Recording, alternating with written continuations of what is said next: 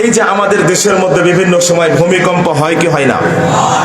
ভূমিকম্পের মধ্যে দেখবেন অনেক বিল্ডিং ধস করে ধসে যায়, আবার অনেক বিল্ডিং দেখবেন মজবুতের কারণে, ফাউন্ডেশন মজবুত হওয়ার কারণে এত ভূমিকম্প হয় কিন্তু লড়েও না, চড়েও। ঠিক যাদের মজবুত ইমান যখন তার মজবুত হয়ে যাবে, যত ধরনের বালা মুসিবত আসুক, যত ধরনের মুসিবতের মধ্যে যাক, সে কখনো লড়বেও না, চড়বেন না। কেন?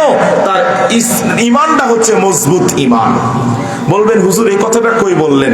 রাসূল সাল্লাল্লাহু আলাইহি ওয়াসাল্লামকে আল্লাহ তাআলা বলছেন ইন্নাল্লাযীনা ক্বালু রাব্বুনাল্লাহু সুম্মা ইসতাকামু, যারা আল্লাহ রাব্বুল আলামিনকে বলে আল্লাহ আপনি আমাদের প্রতিপালক, শুধু এই কথা বলেই ক্ষান্ত থাকে না, তারা বলে সুম্মা ইসতাকামু, এই যে আল্লাহকে আপনি বললেন আপনি আমার রব, আমরা জানি মুসলমান, আমরা কালিমা পড়েছি লা ইলাহা ইল্লাল্লাহ মুহাম্মাদুর রাসূলুল্লাহ, জবান দিয়ে স্বীকার করেছি আল্লাহ ছাড়া পৃথিবীতে কোনো ইলাহ নাই, এরপরে বলেছি আল্লাহ তাআলা ছাড়া কোনো পৃথিবীতে ইলাহ নাই, এরপরে বলেছি মুহাম্মদ সাল্লাল্লাহু আলাইহি ওয়াসাল্লাম আল্লাহ তাআলার রাসূল।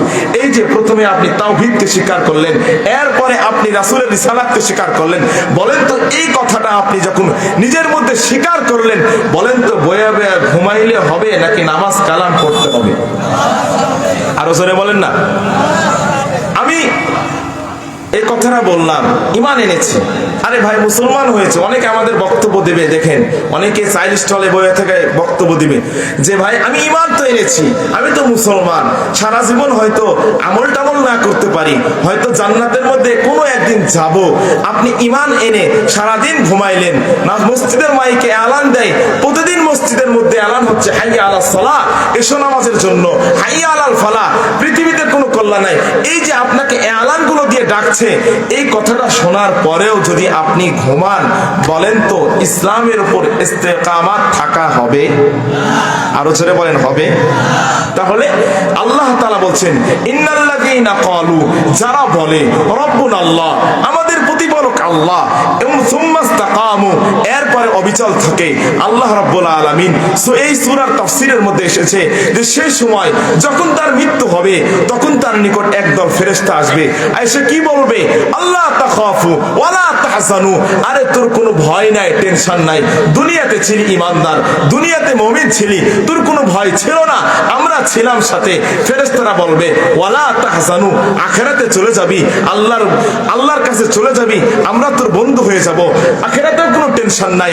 ওয়া আবশিরু বিল জান্নাতিল্লাতী কুনতুম তুআদুন, আল্লাহ তাআলা আমাদেরকে পাঠিয়েছে তোকে জান্নাতের সুসংবাদ দেওয়ার জন্য। শুধুমাত্র এতটুকু না, ভিন্ন আরেক সূরার মধ্যে আল্লাহ রাব্বুল আলামিন হুবহুবি নকল করছেন ইন্নাল্লাযীনা ক্বালু রাব্বুনাল্লাহ, যারা বলে আমাদের প্রতিপালক আল্লাহ, সুম্মা ইসতাকামু, এরপর অবিচল থাকে, অটল থাকে, ফালা খাউফুন আলাইহিম ওয়ালা হুম ইয়াহজানুন, তাদের দুনিয়াতেও কোনো টেনশন নাই, আখিরাতেও টেনশন নাই। যুবক বন্ধুগণ, মুরব্বি বাবাজিরা, এই আয়াত দুইটা যদি আপনি বুঝে থাকেন, ইসলাম আনলেন, আমল করলেন না, আল্লাহর ফেরেশতারা আপনার সাথে নাই, আল্লাহ তাআলা আপনার সাথে নাই, যদি আপনি ঈমান আনলেন, ইসলামের আহকাম, নামাজ আপনার উপর ফরজ, রোজা আপনার উপর ফরজ, যদি সামর্থ্য হয় হজ ফরজ, যদি সামর্থ্য হয় যাকাত ফরজ, যদি আপনি এইগুলো আদায় না করেন, ফেরেশতা আপনার ডান বাম কোথাও আসবে? আরো জোরে বলেন আসবে? আসবে কে, ফেরেশতা নাকি শয়তান?